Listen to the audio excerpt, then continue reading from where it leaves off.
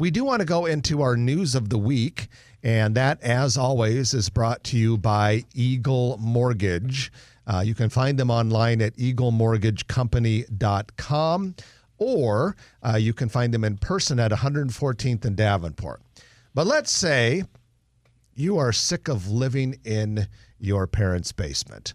Or let's say you're having to stay with your in-laws because you sold your house and you're having a hard time finding a new house in this competitive market. I'm sure your in-laws are fine people.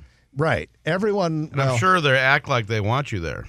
Everyone who likes their in-laws would nevertheless not want to live with their in-laws. And so if you are living with your in-laws because you sold your house and you have nowhere to live, you need to be armed with a weapon that will help you in this competitive housing market. And that weapon is a pre-approval letter from Eagle Mortgage. So you go get this pre-approval letter, and it doesn't matter whether you're going to do the FHA, VA, or conventional loan. That is like a shield and a sword all in one. Because if you're in a competitive situation, no seller is going to want to even talk to you, look at you, or think about you if you are not pre-approved. And so in this day and age, you have to do that. Here's something that's just important. The people at Eagle Mortgage will sit down with you and talk to you and communicate well and give you peace of mind because they know what they're doing and they love customer service. All right, so you can find them, like I said, eaglemortgagecompany.com. All right, fellas, a couple things that are in the news. The big story is construction outside Eppley International Airport has started.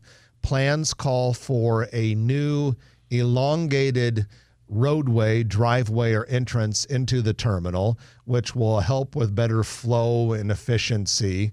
A lot of lighting, a lot of landscaping, also significant improvements in terms of traffic flow, wayfinding in the south parking garage. Going to make larger spots, which is definitely needed in that south parking garage.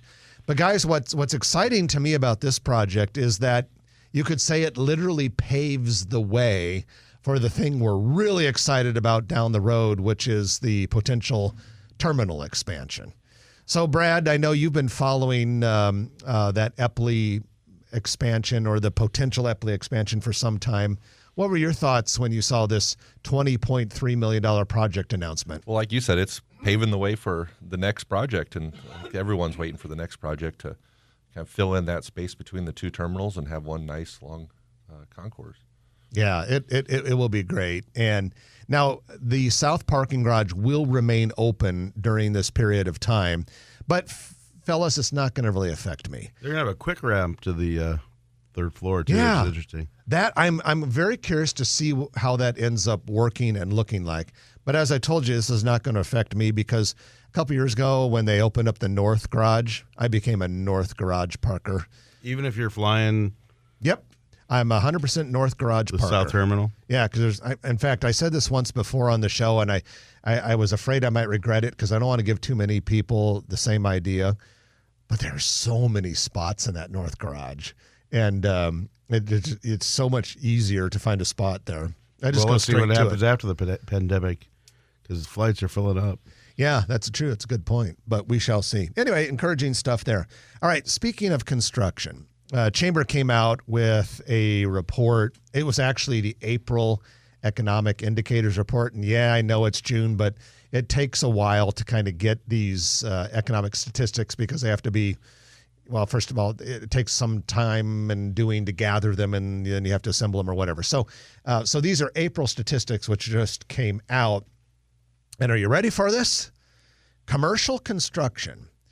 April 2021 compared to April of 2020, a 311% increase. Residential single-family construction, 22% increase. And before you start saying things like, but, April 2020 was the pandemic, actually things were still happening last spring on the construction front. I don't want to be a doubting Trenton, but did they also compare it to the 2019 numbers? I didn't read that part. Okay. I didn't read that part. But now you understand what I'm saying. I'd like to see it compared to 2019 numbers just to really show, but it's, I'm sure it's even higher than 2019 numbers, which was a great year. Well, and I think it probably is too. And if for no other reason than anecdotally, the three of us probably spend a fair amount of time going around looking at real estate and projects and construction sites and whatever. And I don't think there have been periods of time where we've had bigger projects or higher profile projects. There was a period of time in which we had 7 tower cranes over the med center itself. But I don't think I ever remember a time in which there were so many projects spread out over every single part of the metro area. And that's a great softball, Jeff, for getting on our YouTube page, the Growmar YouTube page, and look for the Brad Williams Grow Omaha monthly construction update.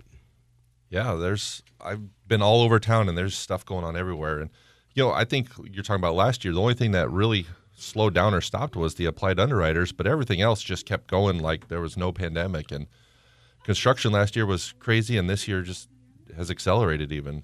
Yeah, it's fun to watch. Hey, one other little thing that is somewhat statistical, and that is a study by SmartAsset that was released just recently revealed that Omaha is the number 4 best market in the United States of America for first-time home buyers. And that is because we ranked particularly high on percentage of people under 45 who own their own home. We ranked really we had very advantageous rankings for low unemployment, low foreclosure rate. So that's really, really encouraging. The only cities that were ahead of us on the list were Nashville, Tennessee, Grand Rapids, Michigan, and Boise, Idaho. But other than that, we were 4. Lincoln was 16, and Kansas City and one of the Kansas City suburbs were in the top 25. So we're looking pretty good on that front. We'll take it. We will take it. And that is your news of the week, which is brought to you by Eagle Mortgage. EagleMortgageCompany.com. They know mortgages, and they would love to work with you. If you like this video, be sure to hit those like and subscribe buttons. And remember, Grow Omaha is not just media. This is a mission. We are trying to build up Omaha and make it an even better place. We can only do that with your help. Share this video with your friends, neighbors, and family.